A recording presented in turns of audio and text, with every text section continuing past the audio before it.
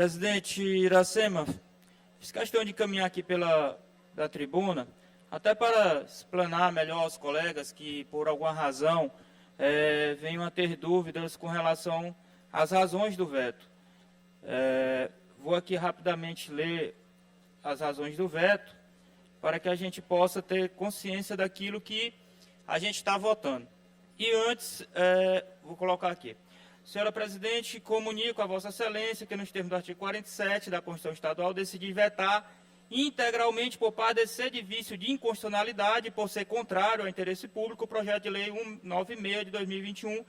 que dispõe sobre a garantia da dignidade da pessoa humana para a pessoa com obesidade severa, permitindo acesso à saúde, com disponibilização de quantitativo de 5% de acomodações em enfermarias e UTIs adaptadas e equipamentos adequados nas unidades hospitalares públicas e privadas. Ao fazer-lhe a presente comunicação, passo às mãos de Vossa Excelência as razões do veto, aos quais, como há de convir, a augusta Assembleia, justifico-se plenamente. Razões do veto. A proposta legislativa objetiva, em linhas gerais, garantir à pessoa com obesidade severa de acesso a acomodações adequadas nas unidades hospitalares públicas e privadas localizadas no Estado do Maranhão. Para tanto, impõe a disponibilização de, no mínimo, 5% dos leitos de enfermaria e de unidade de tratamento intensivo, adaptados às necessidades desse público-alvo. O projeto de lei número 196 intenta criar mecanismo para que seja assegurado às pessoas obesas o pleno exercício de seus direitos sociais, a exemplo do direito à saúde, em conformidade com o princípio da dignidade da pessoa humana e com o disposto do artigo 6º e 196 da Constituição Federal. Não obstante a relevância da propositura, há de ser negada sanção ao projeto, pelas razões a seguir delineadas. As políticas públicas são instrumentos de execução de programas políticos baseados na intervenção estatal na sociedade, com vistas a assegurar a igualdade de oportunidades e condições materiais de existência digna a todos os cidadãos. Sua implementação de modo eficaz depende diretamente do grau de articulação entre os poderes e os agentes públicos envolvidos, em especial no âmbito dos direitos sociais, nos quais as prestações do Estado resultam da operação de um sistema complexo de estruturas organizacionais, recursos financeiros e institutos jurídicos.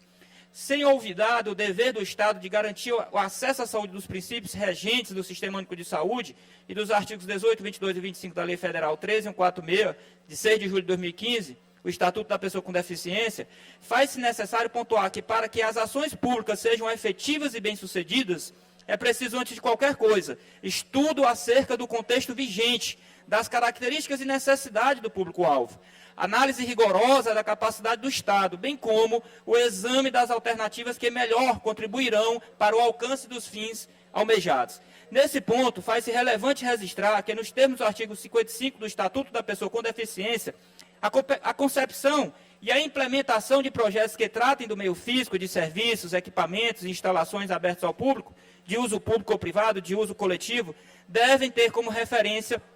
as normas de acessibilidade, aos quais devem atender aos princípios do desenho universal.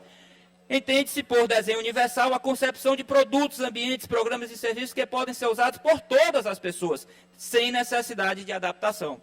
ou de projeto específico, incluindo os recursos de tecnologia assistida. De acordo com o artigo 55, parágrafo 5 da Lei 13146, desde a etapa de concepção, as políticas públicas deverão considerar a adoção de desenho universal. Assim, o desenho universal deve ser sempre tomado como regra, somente sendo utilizadas as adaptações das hipóteses em que, comprovadamente, o desenho universal não possa ser empreendido. A Secretaria de Estado da Saúde, por exemplo, não tem enfrentado dificuldades para atendimento das pessoas com obesidade nos estabelecimentos de saúde sob a sua responsabilidade. O projeto de lei, além de ir na contramão do que estabelece o Estatuto da Pessoa com Deficiência, vem impor como regra o que deve ser utilizado como exceção. Também infringe o princípio da reserva de administração.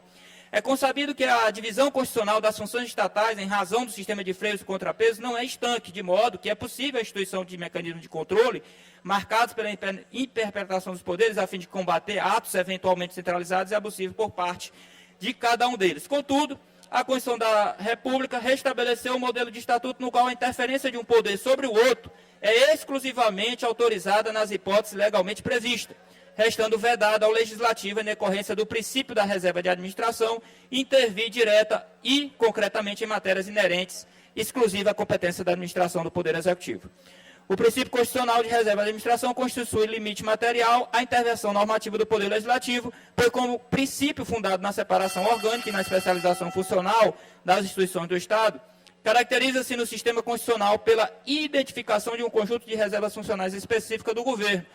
e suscetível de expropriação por parte do Parlamento. Assim, não cabe ao Poder Legislativo Estadual, sob pena de usurpar a competência legislativa do Poder Executivo e infringir o princípio da separação dos poderes e postulado constitucional da reserva da administração, disciplinar matérias afetas à própria gestão de políticas públicas, a exemplo de modo de organização das unidades de saúde e demais especificidades relativas ao modo de prestação de serviços públicos. Tais matérias, nos termos do artigo 43, inciso 3 e 4 da Constituição Estadual, são de competências privativas do governador do Estado. Traz aqui algumas jurisprudências e colocando também desse modo que, tendo em vista o princípio da separação dos poderes, o princípio da reserva da administração, ao dispositivo do artigo 55 da Lei Federal 3.146 de 6 de julho de 2015, e considerando que o legislador infraconstitucional não pode interferir na construção do Constituinte de modo a criar ou ampliar campo de interseção entre os poderes estatais,